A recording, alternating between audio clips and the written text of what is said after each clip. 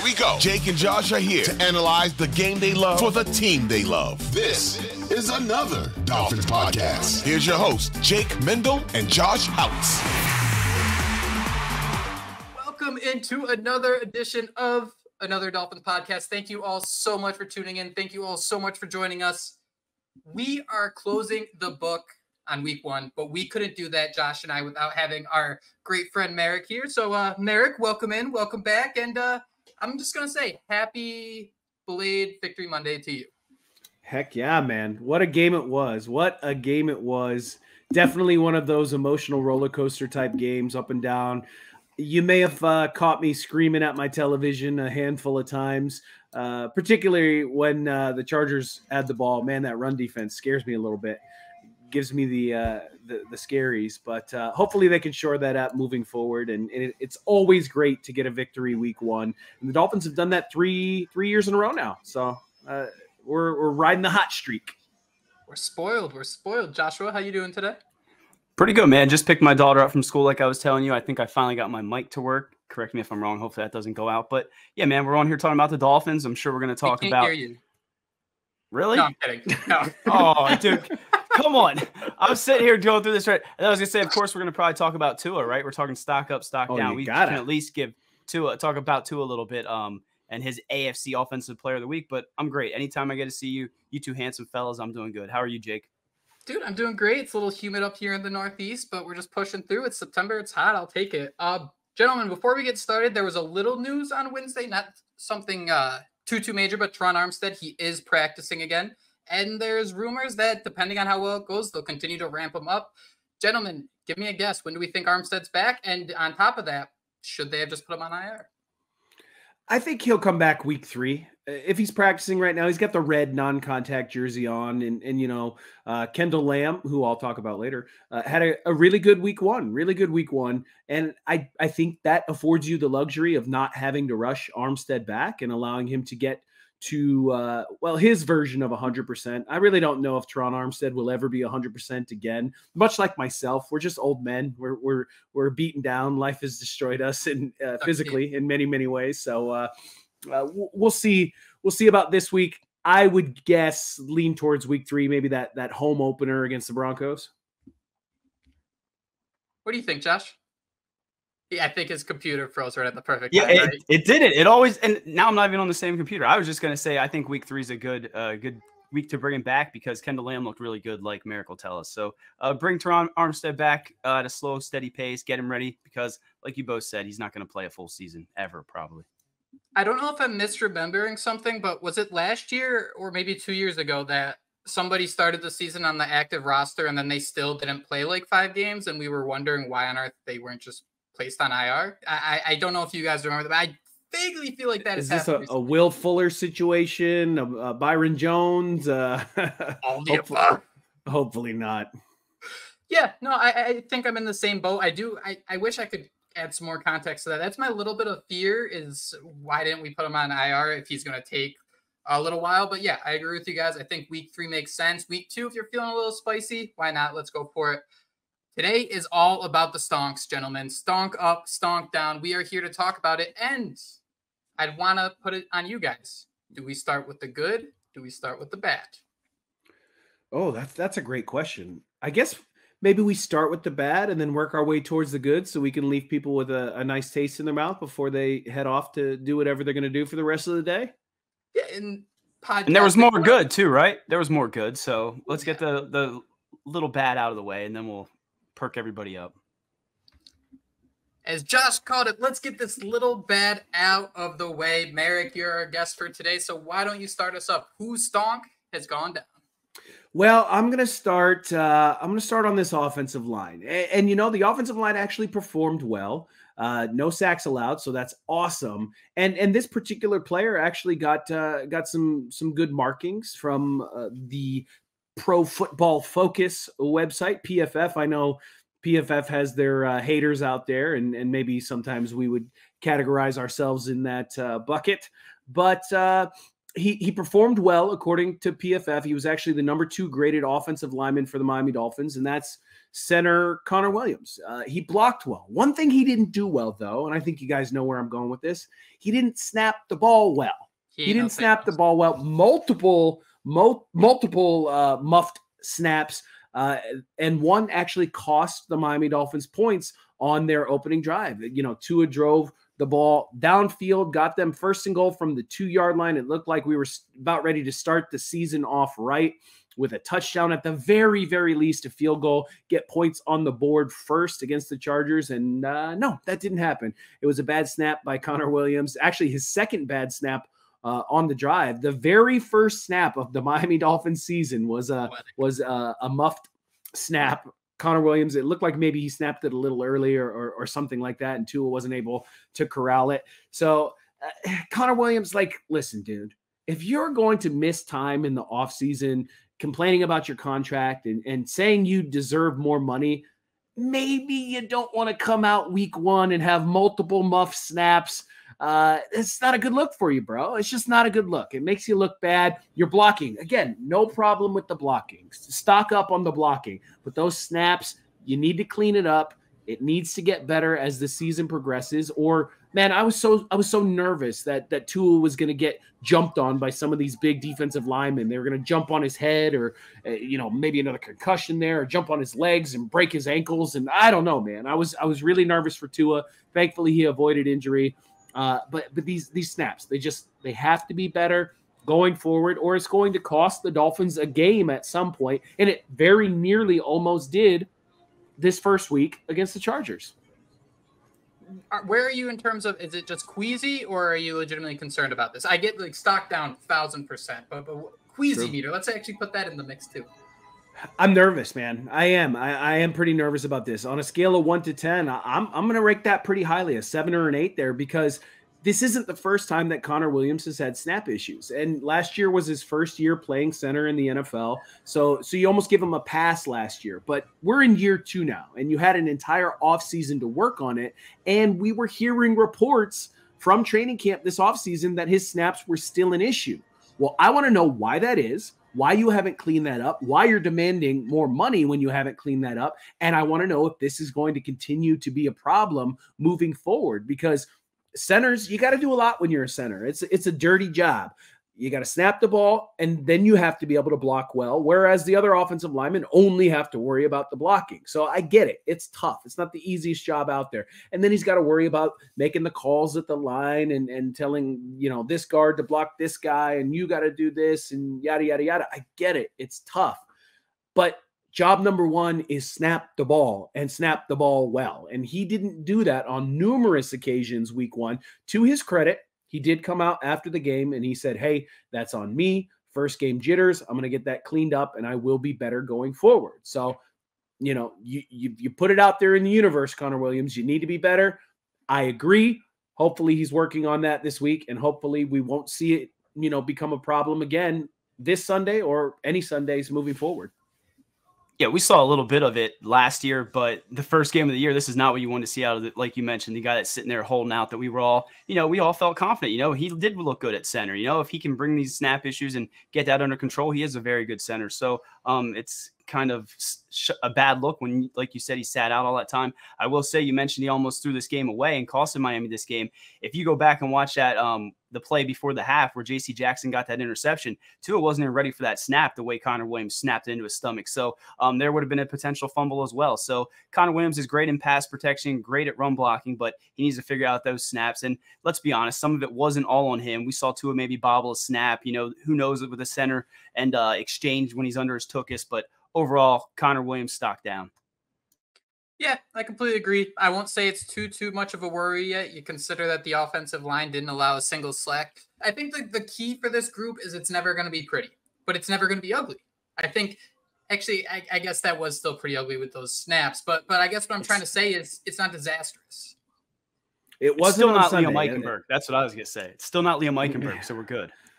No, and we didn't see Liam Eichenberg, I don't think. Or did he get rotated in? I can't remember. He played one snap at left guard. It was very weird. Isaiah Wynn missed one snap, and it was like the first play of the second drive, and all I could think is, please don't try to be too smart and I thought they were going to do every other possession, have someone else out there, and I was going to lose my mind. Yeah, I wonder if anyone has asked McDaniel about that yet, or if anyone will ask McDaniel about why Liam Eichenberg was in there for one snap. It may be something as simple as Isaiah Wynn's shoe came untied or something, and he was like, send Liam out there. I got to tie this shoe. I don't know. Josh, who do you got for stock down?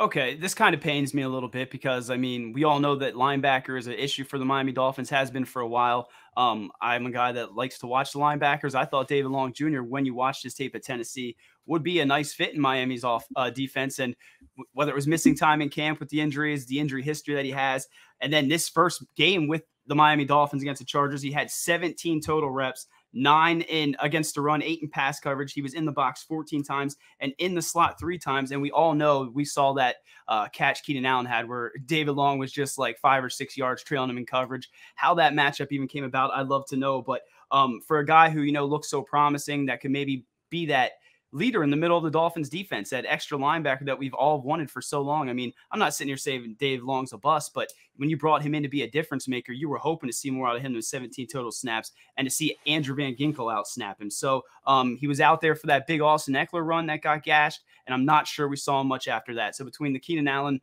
completion, the big gain, and then him just completely, I don't know if he got sucked in, read the wrong lane, whatever it was on that huge Austin Eckler run, but we didn't see much of David Long after that. So stock down for David Long. Hope he can pull it together because, again, when you watch a tape, when he's healthy, what he did before his time in Miami, he looked like a difference maker. And he did so even in the preseason, if we're being honest. Marek, I want to ask you, Mike McDaniel had an interesting quote on Wednesday. He was asked about the defense, and I think he summed it up by saying there were too many guys just trying to make a play instead of being a part of the play. I feel like David Long kind of sits in that category, at least for week 1. Yeah, and he's the new guy. He's the newcomer. And if you read between the lines this offseason, you could tell Vic Fangio wasn't as impressed with David Long as maybe we were hoping he would be. A lot of us had high hopes. A lot of us Dolphins fans had high hopes for David Long. And I think that's still warranted. You could still hope that he turns it around and gets more playing time. He only played 17 snaps on defense for the Dolphins. Andrew Van Ginkel, who is learning middle linebacker right now, has been an off-ball, outside linebacker his entire career, rushing the passer almost exclusively. He played significantly more snaps than David Long Jr. did on Sunday against the Chargers. And I think Mike McDaniel talked about that today, and he said, well, that was just the specific game plan for this opponent. So whatever that means, I'm not sure. We'll have to see if that continues on Sunday Night Football against the Patriots. Patriots have a different breed of running back. Austin Eckler's more of that small, speedster, shifty kind of guy, great pass catcher out of the backfield, whereas Zeke Elliott and Ramondre Stevenson, they're more kind of just, jam it down your throat type guys. They're going to try to bully you, really. So maybe David Long is better against that type of running back, and that's how Vic Fangio feels. We'll have to see, and we'll keep a close eye on that moving forward. Certainly not ready to give up on David Long Jr. just yet, but I did find it quite interesting that he only played 17 defensive snaps, and he, appears to be healthy. So you can't really blame injury for that either. So interested to see what he does moving forward, starting this Sunday against the Pats. I don't know if it's copium or what, but I genuinely believe Mike McDaniel when he says it was scheme oriented. I mean, Josh, you said it. It's not hard to get a matchup where you have Keenan Allen on David Long Jr. and all of a sudden you're running down the field. Hell, the first play of the season was Tyreek Hill being covered by Khalil Mack, right? So this was a very tough opponent for the Dolphins defense. I think they'll do a lot better with the more physical uphill, downhill runners like the Ramondre Stevensons, like the Zeke Elliott's. Josh, do you see that maybe being David Long's opportunity where it fits that idea of he can just be that missile, hit the hole, and see who comes out alive? Yeah, I think what Mike McDaniel said, he's probably being honest when he said, guys were just trying to make plays and not, be part of the play. And then you also got to look at those snaps as far as scheme. I mean, Los Angeles Chargers went up tempo there for a little bit. So there were times when Andrew Van Ginkel was stuck on the field, and it did look like the Chargers at some points were, running towards him. But I do think he'll settle down and he'll become hopefully that linebacker that we all hope for. I don't have his contract in front of me, but I remember when he did sign it, I was thinking, damn, they got him for pretty close to, a pretty good deal. So I'm not ready to give up on him by any stretch of the imagination. But again, he was a guy I was super stoked about, especially seeing his first game, and he let me down a little bit. So stock down. Hopefully he does better on Sunday Night Football. Wish the Dolphins were wearing their throwbacks for that one, but we can talk about that another time. Yeah, come on. Stock down Tom Garfinkel or whoever's in charge of that. All of them. Mike McDaniel's got to put his foot down too. Like, dude, they're wearing their throwbacks. What? Like, did you see Tua coming into the tunnel? He was wearing throwback stuff, but it wasn't the throwback. Yeah, it was the early 2000s throwbacks, which was weird. That's like my least favorite logo out of all of them, and the only logo I actually have tattooed on my body, which is stupid. So. And most of my life was that logo, so I don't know why I don't like it so much, but he did. Yeah, it just looks like Sunday morning cartoons. No. Oh, Josh is super frozen for this one. Oh, man. Who's your stock down, Jake? I went with someone who I don't think you could even recognize him on being on the field if you rewatch the game, and that's Emmanuel Ogbah. It just seemed like this was a scenario where you see the explosiveness of players you have like Jalen Phillips. Where on earth was Emmanuel Ogbah? Well, I'll tell you where. He was on the field for 18 snaps. He had a PFF grade sub 30. So, gentlemen, when you think about this Miami Dolphins roster, you think about these high-priced players they have, especially over the defensive line. That could have been a difference maker against the Chargers. You need that depth. You need that stud. I mean, Emmanuel Ogbah is a backup, but he is getting paid like someone who's going to be a playmaker. We need to see him out there doing his throw the dice celebration because he should be a good run stopper. He should be out there. The fact he played only 18 snaps and really struggled in them makes me a little queasy that Josh Boyer's defense might have been his secret sauce, because when you look at his time in Cleveland and you think of his time in Kansas City, he was a very different player. That, not trying to hate, I'm very happy he's on the team. I'm glad they made the deal before free agency. He would not have gotten that deal if he wasn't going bananas in Miami. I think he had 9.5 sacks back-to-back seasons where it really set the tone, but we haven't seen that guy in close to 2 years now. Welcome back, Josh. Yeah, man, I don't know what happened there. I went into a whole nother multiverse and came back out and spit me back out. But I heard what you said about Ogbah, man. I mean, when you're paying him that much money, you do want to see more out of him, right? I mean, and when you need that help up front against a run, even in pass, I mean, we see him getting those big balls up there. He's talked about playing in coverage a little bit more. So I'll be the first one to admit I have egg on my face. I know we did plenty of pods, Jake, where, throughout the season, you start to realize when Ogbah wasn't out there, this defense was completely different. So you realize what he meant to this defense, but I don't know that he means that to this defense at this point. So you could see the little kid peeking behind. But I don't think that really matters. I think if the Dolphins had their, if it was up to the Dolphins, they probably would trade Emmanuel Ogbah as quick as they can, get that money off the books. But who you get to trade him to? Colts for Jonathan Taylor? I mean, come on. Who thought of that idea? Come on. Well, there's a couple more weeks until maybe that gets done there. But yeah, Emmanuel Ogbah, he's a high paid guy. He makes a lot of money. And I think that's part of the reason why he's still on the team, because that contract makes him kind of untradeable and certainly makes him uncuttable. You're not going to sit there and eat, I don't even know what it is, like 15 million or 17 million or something like that. You're not just going to eat that. I do think it's his last year as a Miami Dolphin, but I hope we can get some productive snaps out of him before we do end up cutting him loose. I forget which one of you said it, but I would like to see him play inside a little bit more. I think they're trying this experiment where they're trying to play him on the outside and drop him back into no, don't do that. Don't do that. He's a big guy. Just put him in the middle. We need to stop the run. The run defense needs to get a lot better, and maybe he can help with that. So, whoever can do it, maybe it's Ogbah, maybe it's somebody else. That rushing defense needs to be a ton better. And Josh actually made a good point too. What makes Ogbah special on this defensive line, considering you have Jalen Phillips, who's already in the Ring of Honor, consider you have Christian Wilkins ready to break the bank, and then you have Zach Sealer just earned a new contract.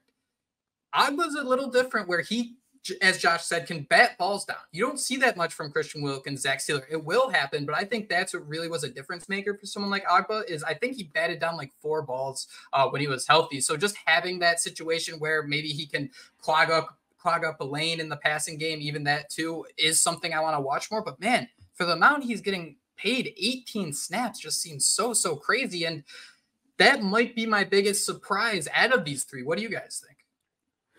I think that Vic Fangio doesn't care what we think, and I don't think Vic Fangio cares what anybody thinks. And I don't think Vic Fangio cares if you're making $15 million a year or if you're on a veteran minimum salary. I think Vic Fangio is a no BS kind of guy, and what he sees in practice is what he goes on. And he doesn't care what you've done in the past or anything like that.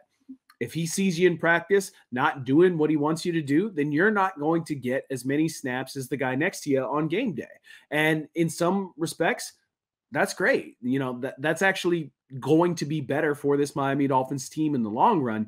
You would, though, as a fan, and I'm sure Chris Greer as the GM, you would hope that you could kind of marry those big contract guys with your best performers, and then therefore they become the guys on defense or any, part of the field. Those are your guys that get the most snaps. So, as far as David Long Jr. goes, he's one of the more higher price guys, even though they got him on a deal, and certainly Emmanuel Ogbah. Hopefully these guys can figure it out and help this defense out. And then hopefully with Connor Williams, he just gets those snaps better, because everything else was good from Connor on Sunday. We don't want to be too down on him, but just get those snaps where they need to go, when they need to go, and everything will be all right on that front too. Josh, you got a negative thought to wrap us up here? Yeah, I was just going to say I'm a little bit disappointed in all of these guys, but I continue to go back to David Long. I will say the one thing with Emmanuel Ogbah, it goes back to the David Long situation. They were running the ball effectively, kind of went up tempo. Do you think maybe they were trying to get Ogbah out there? I mean, that's just me. I don't even have a tinfoil hat, but you know what I'm saying. So hopefully they utilize Ogbah. Am I gone? Can you hear me? I can hear you. Came back. Just a split second. Look back. Okay, came back. I'll cut that.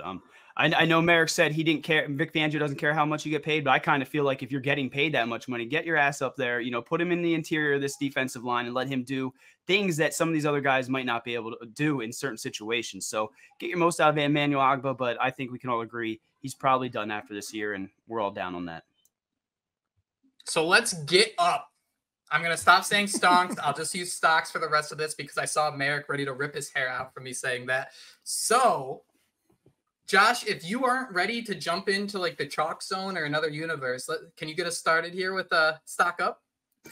Dude, I don't know what's going on because they even they called me up, Xfinity up my internet, so everything should be good. But it's every time we do these streams. But my stock up's going to be Braxton Berrios. I mean, he only had 3 catches on 5 targets for 42 yards, 2 yards after the catch. But those catches that he made, especially the 2 in the fourth quarter late in the game when the Dolphins needed them, were just so impressive. He finished with a 69.1 overall PFF grade, had 35 total offensive snaps, and lined up basically split right down the middle on the inside and the outside. So take that for whatever you might. But Braxton Berrios, between him and Tua Tagovailoa, it seemed like they had some chemistry there. I know there was a play earlier in the game. I think it got called back on a hold, but Tua found him for a first down between 2 guys. He kind of got sandwiched there. He held onto the football, and he went up there and made the grab. But again, the one where Tua broke cover, contained, rolled out to the sideline, hit Braxton Berrios, who somehow got down. And then the one in the middle of the field on, 3rd and 10, they needed it to continue that drive. And he just put it between the keyhole window, and Braxton Berrios got his hands under it. So for a guy that was sitting here trying to hype up Robbie Chosen, I mean, again, I'm still kind of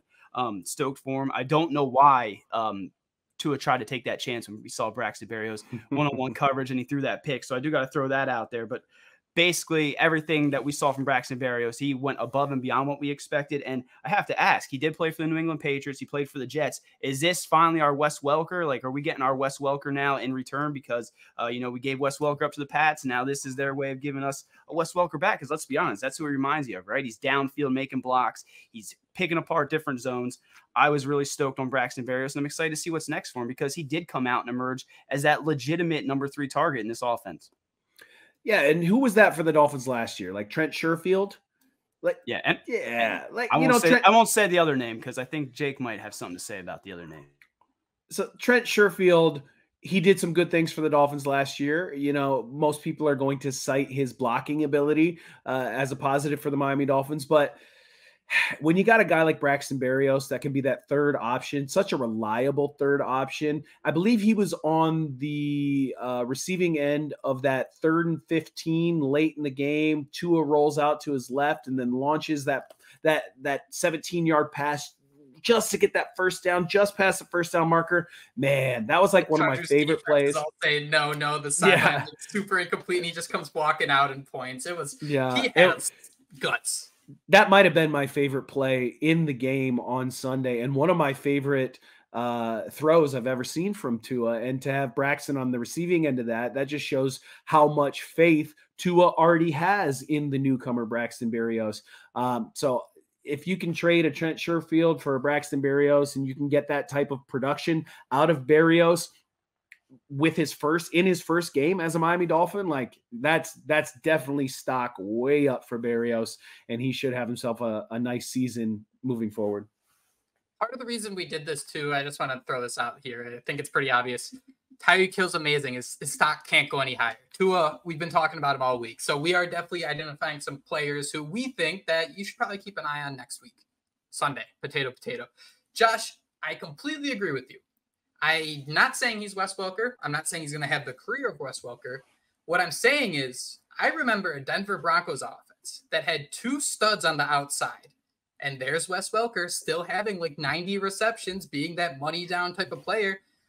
That's kind of the idea I'm getting at of Braxton Berrios, just someone who you can always have those third down plays to, someone you can trust, someone who's not going to drop the ball, who's going to be there on the slant. And the important part is they can play with Tyreek. He can play with Jalen Waddle. And having that third guy who can be a playmaker is just so important, I feel. Yeah, and let's not forget he brings an element to the return game, right? We didn't really see it week 1, but I'm sure he's going to take one to the house, and we're all going to be sitting here chanting for that. He does everything, good and well, and I think he's going to take it to the next level, as we saw. I mean, Jets fans were ready to give up on him, right? New England gave up on him. I mean, he came to Miami. A lot of people thought he might just be a return specialist. He showed in the first game, he's a legit target. And are you guys, anybody targeting him in fantasy anytime soon, or is he way out there? I mean, if you have Tua, maybe you're going to go out there and get a Braxton Berrios as your flex maybe in a PPR. No, not yet. Full PPR? Yeah, I think I might. I think full PPR. I don't think anything else, though. I don't think. But you said you weren't ready to call him the next Wes Welker. I'll be the one I'll say that. I'll have the egg on my face. He fits the mold. He fills the requirements the Dolphins are asking of him. I just don't want to compare him to a Hall of Famer just yet, even though that's his coach, and that's probably why he reminds us of him so much. Gentlemen, I'm going to stick with receivers, and I want to ask you guys a question. The fact I'm asking it gives it away. Who do you think spent more of their snaps blocking on Sunday? Durham Smythe? River Cracraft? Well, yes, I do think you gave it away. So tell us about Mr. Cracraft. 40% of Cracraft snaps were spent as a blocker. Durham Smythe, 37%. I was actually caught off guard with how often I saw Durham Smythe roaming in the secondary. It just felt very weird to me. But River Cracraft, man, is someone that we need to keep an eye on. I think we kind of forgot him a little bit when it was him and Trent Sherfield came over from San Fran. It was just like, oh, Mike McDaniel's got his guys. And you see Trent Sherfield make a couple big plays and make some big money going to Buffalo. River Cracraft is what opens up big plays. His ability to block down the field, what was it? The first touchdown of the year, touchdown pass of the year, also went to River Cracraft. I just think there's a certain level of versatility. And when you think about this preseason battle, right? Robbie Chosen, River Cracraft. Obviously, everyone's going to say this dude's a 1,000-yard receiver. He's a burner. He can replace Tyreek Hill.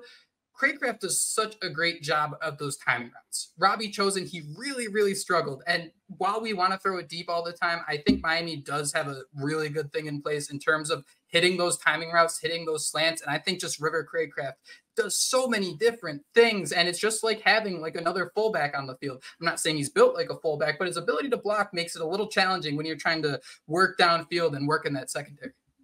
Yeah, I think you're right, Jake, with Cracraft. I think Tua probably trusts Cracraft more than he trusts Robbie Chosen. And this is Cracraft's second year playing with Tua, so that makes a little sense there. But you're right, when you talk about this offense being based around timing and anticipation, we all saw the cut-ups of Tua starting his windup when these receivers were covered, and then he throws it to a spot on the field, and the receiver has just enough time to get to that spot. That's just what Tua likes to do. And Cracraft is probably a little bit more dependable in that department. He's going to run the route that's asked exactly how they ask him to run it. Whereas maybe Robbie Chosen wants to freelance a little bit more and doesn't care as much about being as exact with his route running. But Cracraft had himself a great game. Couple drops. I think I remember a couple drops from Cracraft in that one. But overall, definitely That's Cracraft, baby. He's good for 3 or 4 touchdowns a year. You're going to see that. It's not the last time you'll see him in the end zone. And like you said, blocking was another stock up situation for him too. So real happy with his performance. Josh, I know you have. Have you guys played Mario Party? Yes. A handful of times, yeah. Remember whether it's a crayon, wow. I've been working all day, I'm sorry. Or a jackhammer. There was a mini game where you had to trace lines. And whoever had the highest percentage of the line traced was the winner. When you look at, that's how I would want to compare someone like Robbie Chosen and River Cracraft. Robbie Chosen might have a couple wiggles there. It might just be a little loose. River Cracraft's just going to be tight down the line. And I think that might be the best comparison I can make to find the type of receiver Miami needs. They don't have to be the most physical. They don't have to be the fastest. You got to be able to draw in the lines. Game changer. I was so bad at that mini game. I was a Robbie Chosen. Oh my God. I'm like a Mike Wallace, just wobbly. Yeah, I'm no good at that, but I mean, we all see why he's out there, right? I mean, he knows this offense, like the back of his hand. You mentioned he's been in it for 2 years now here, Marek, but he also was in a similar offense as San Francisco. So I have that. He's crafty. I thought that was nice. Real clever there, right? Yeah, he's crafty. I like the way they used him, the different motions. You mentioned it though, him in the run game, him doing things downfield. He's a guy that does everything well, and maybe shame on me for saying that Braxton Berrios emerges at number 3 because River Cracraft would like a word, right? So he had the touchdown early on. I did have a note written down, though, that Durham Smythe was wide open on that route as well. So take that for whatever it is. But Cracraft is you can see why he's on the Dolphins, and he's a guy that Mike McDaniel and Tua Tagovailoa trust. So stock up for sure. Shout out Durham Smythe. I don't know how he was able to do that. Whatever it is happening in my mind, I would have went up and tried to hit that ball. I would have thought for sure that ball was coming to me and it was a little thrown off. I'm so impressed that he just knew the guy would be behind him and he had the instinct to put his hand down. Those are little things you don't think about, but man, I'd be alligator arming that thing for sure. And stock up for Durham Smythe, right? He was a guy that we could have sat here and talked about if we wanted to. He's looking like he's becoming a pass catcher a little bit, definitely becoming more involved in this offense. So I was contemplating him or Braxton Berrios, but what Berrios did, I thought I had to say. But yeah, man, that's it. Marek, did you have one final thought there? I thought I interrupted you. Oh, no, I was just going to say maybe Smythe didn't jump up for that ball to Cracraft because he was like, who do you think I am, Mike Gesicki? I don't got those ups, man. There it is. I like that. I like that quite a bit. And I think it's interesting. I don't think Braxton Berrios and River Cracraft fill the same role. I think Berrios is meant to be the slot receiver, where I think Cracraft can run a little more of those outside in-breaking routes that just require that timing. I'm sorry I keep going back to that, but I do feel there's a little bit of a difference there in terms of what you'll see on the field. Do you guys feel the same on that? Am I just going a little crazy here? No, we talked about it earlier. Maybe Cracraft is more of your Trent Sherfield replacement. Maybe they said, hey, let's take what Sherfield did and split that into 2 players. Let's get Cracraft out there mainly for his blocking ability, and then we'll get Braxton Berrios out there mainly for his receiving ability, and we'll take Trent Sherfield, we'll splice him right down the middle, and we'll have these 2 tiny little white guys come out of them. That's a very nice way to put it, actually. And just so you know, this podcast title, at least this clip, you already know it. He's real crafty. That's exactly what this podcast title is going to be. So you should be proud. I'm a little proud for sure. We'll go with that. Marek, I think you're here to close us out here. Well, real quick. Okay, I meant to talk about this last week, but I'm going to go stock up this podcast.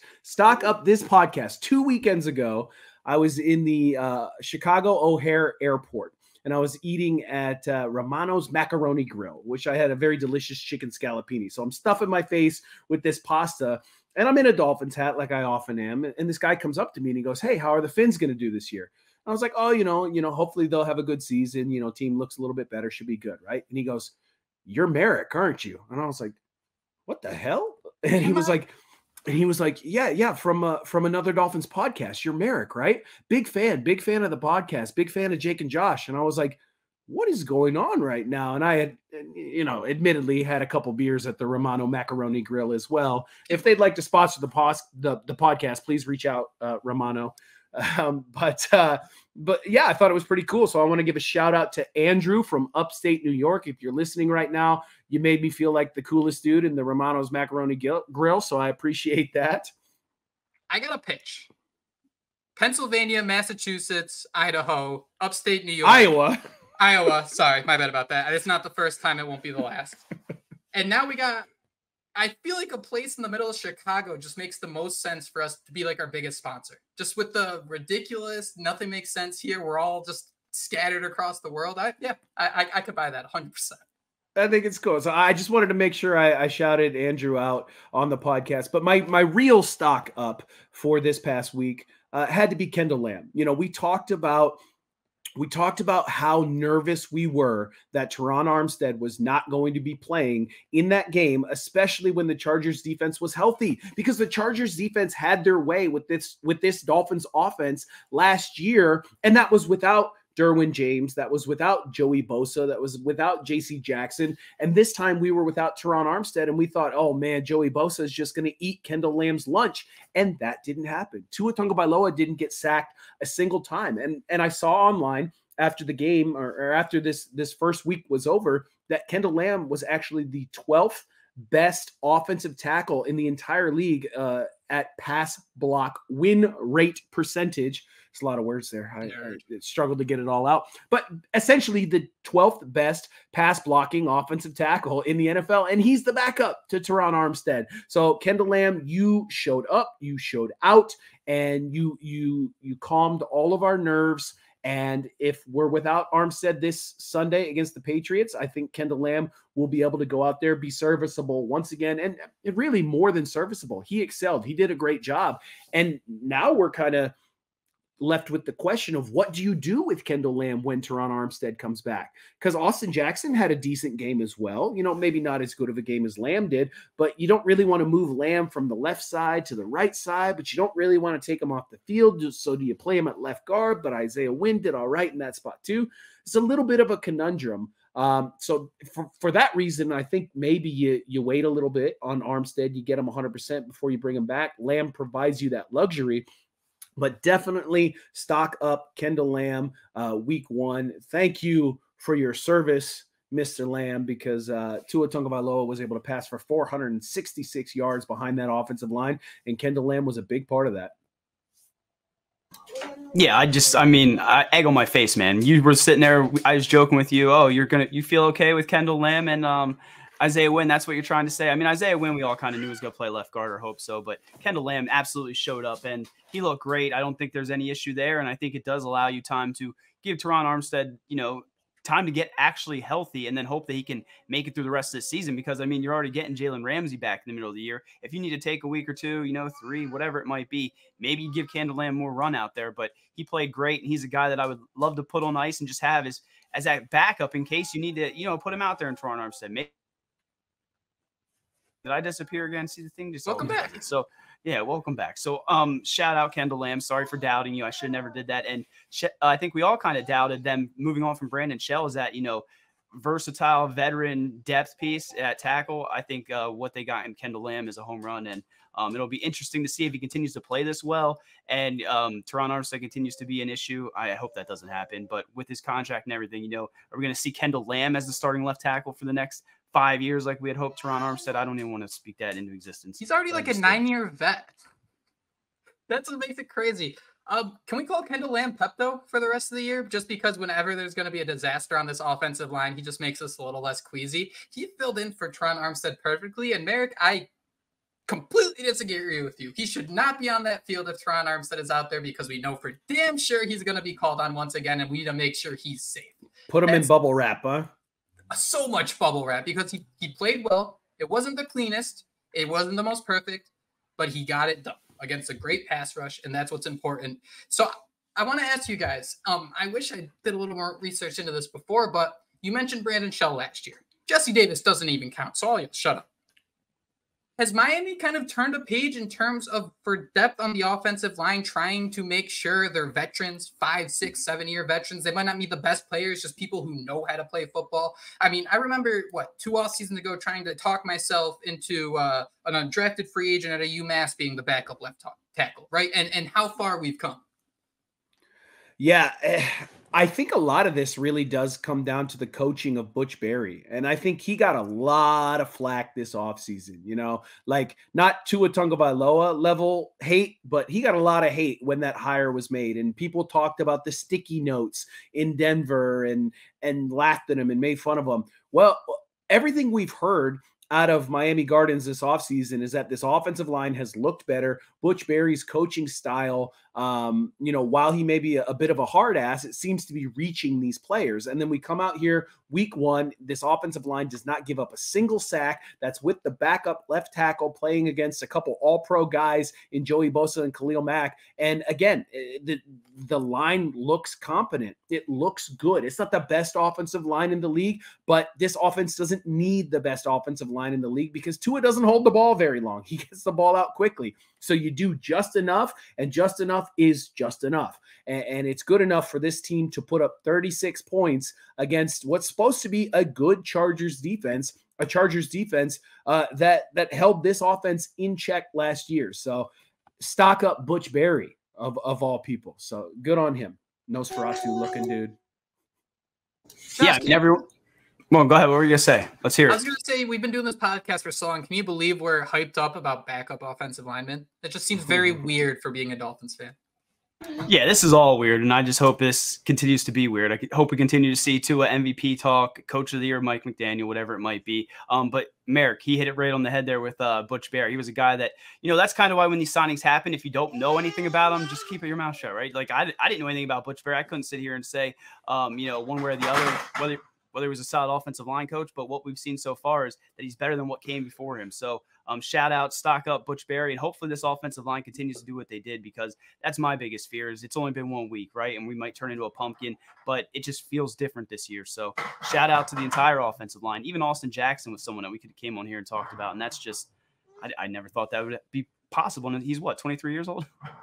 Bringing in someone like Butch Barry is so interesting because I'd love to be a fly on the wall about how that dynamic developed when you had someone like Frank Smith who spent so much time working on the offensive line. All of a sudden, you're turning the page, you're having him focus on a broader picture with his offense, and all of a sudden, hey, you have coaches in place that are helping these guys get into a position to win, and that's not always something we could have said about the Miami Dolphins. But we could say that about the Miami Dolphins now, and that's a good feeling. And all of this is a really good feeling, and I hope we can keep this good feeling rolling throughout the whole season because, like you said earlier, Josh, this does feel different, and it does feel special, but, battered Dolphin syndrome. We're all sitting here, like you said, waiting for this carriage to turn into a pumpkin when the clock strikes midnight, which hopefully doesn't happen. Yeah, I was just gonna say I'm way too confident right now, just sitting here knowing that we play Sunday night against Patriots.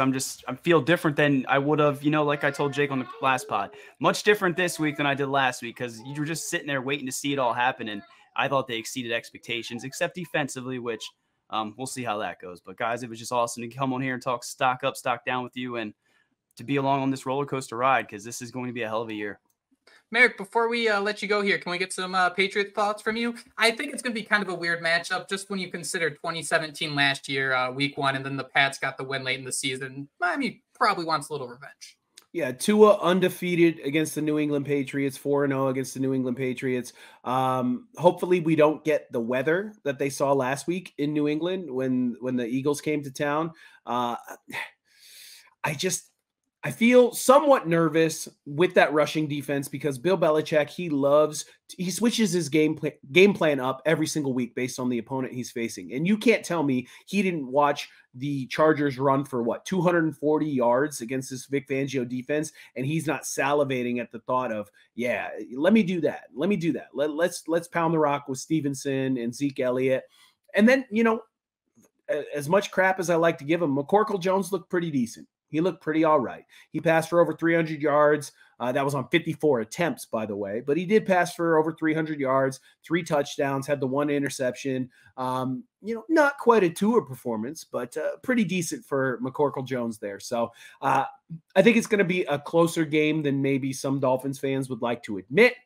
But I'm looking forward to it. And like Josh said earlier, let's get these throwbacks. Can we sign a petition? Can we get something started? I know it's Wednesday, but can we get something started right now to get these throwbacks worn? I don't want to be the well actually guy as I pump up my glasses here, but I'm pretty sure it's a big league thing, and you can only change things like once every 3 years. There's some really tight rules about how alternatives and throwbacks and how these different things work. Definitely not trying to be that guy. I wish I was just like with you guys. Tom Garfinkel, make this happen. But I think it's a little more complicated than that. But I appreciate you guys fighting the good fight with that one. At least for this game, though, they're wearing those old red throwbacks with Pat, whatever that Patriot's name is, Pat, right? Like they're creative like that. On the side of the helmet, like we could get ours to be a classic matchup. It'd be looking pretty nice. That Patriot logo always looked like he was like pooping, like hunched over pooping. In my opinion, I think Jake might be right. The rules are very strict, but I think what irks me a little bit is the one year they wore them 3 times, and ever since then I think they've only worn them twice. So if they still have one in the chamber that they aren't using, that's where I become a little upset. So that's what I keep going back to. But maybe the league changed that too. You'd have to watch what other teams do. But who cares what they're wearing? It's Sunday Night Football, baby. What's the final score, Marek? All right. Well, I did my homework. Like you asked me last week, I did my homework. And actually, my youngest son was very jealous that he didn't get asked his score prediction. So he provided his as well. So I'll start with my prediction. I predicted a 27-20 Miami Dolphins victory, which if you remember last week, I actually predicted the Dolphins would win 26-24. They won 36-34. So I was just a little off, 10 points by each team, but close enough. But one thing I did predict was that Jason Sanders would miss an extra point. Now, I didn't think he'd miss an extra point at the end of the game to only allow the Dolphins to go up 2 while giving the ball back to an offense that had shredded the defense all game long. So I think we were probably all in the same boat there. I think we all collapsed on our floors like, no, what are you doing, Jason Sanders? Somehow it didn't come back to bite the Dolphins. You had a little viral tweet about that, Jake. You know, the 2-point lead didn't come back to cost the Dolphins the victory. But this week, I will put on my Nostradamus cap, and I will say 27-20 Dolphins. My oldest son has a little bit closer, but he has a Dolphins victory 21-20. And my youngest son, like I said, he is quite the pessimist at 7 years old already, and he has picked a 24-17 Patriots win. He goes, who are we playing? He goes, who are we playing? I go, Patriots. He's like, yeah, Patriots are winning. I was like, okay, 24-17 Patriots from my youngest son who hates everything, even though he is just a second grader. I can relate to that. I mean, I honestly am ready to hear his takes 4 times a week on this podcast. I'm just gonna send him on next week. I think it's kind of this backwards way of like making yourself like prepare and then feeling so much better when you're wrong. Like you want to be wrong. That's how pessimistic I am. I want to be wrong every time. It's just horrifying how right I am about how terrible things are going to be. 21-20 sound like a good score prediction. That definitely seems like something that could be Dolphins, Pete. That's what my oldest has, 21-20 Dolphins. I picked a little bit higher on our end just after seeing that offensive explosion in Los Angeles. So I picked 27-20, but we'll have to see. We'll have to see come Sunday. Josh, we get any projections from your Houtz? You want to do them now, or would you rather wait till Friday? Oh, I'm actually going to start writing these down, I think, and we'll do. I was thinking of just calling it like the March of the Penguins. I don't know why, but okay, let's do that because Marek's sitting here saying, "Well, if you remember my score, dude, I don't remember my score." And then I went on another pod and gave a different score. I have no idea what I even predicted, so I'm going to do that again. So we'll go. What did Marek say? He said 27. 27-20. Yeah, 24-21. 24-21. I don't know. That seems like a cop out. I panicked. See, you put me on the spot, just like I'm in school, and I panicked and just threw damn 2 numbers out. Did your kids want to offer any insight? Did they give you a final score prediction? The one's kind of busy, and baby really can't say much right now. I'll get back to you with that. I'll make sure she can say Aria and Marla. Yeah, they can hear you. So yeah, she said Dolphins 69-3. 69-3. Oh, I love it so much. I love it so much. That's how you cover a spread right there. Thank you all so much for listening to another Dolphins podcast. We have shows coming out every single day, so I hope you're subscribed to the feed. We will be back tomorrow with some more, you guessed it, Dolphins content. But until then, Marek, thank you so much. It's great to see you during a victory week. Belated Victory Monday once again to you for another Dolphins podcast. We will talk to you next time. Fins up, baby. Fins up. Fins up.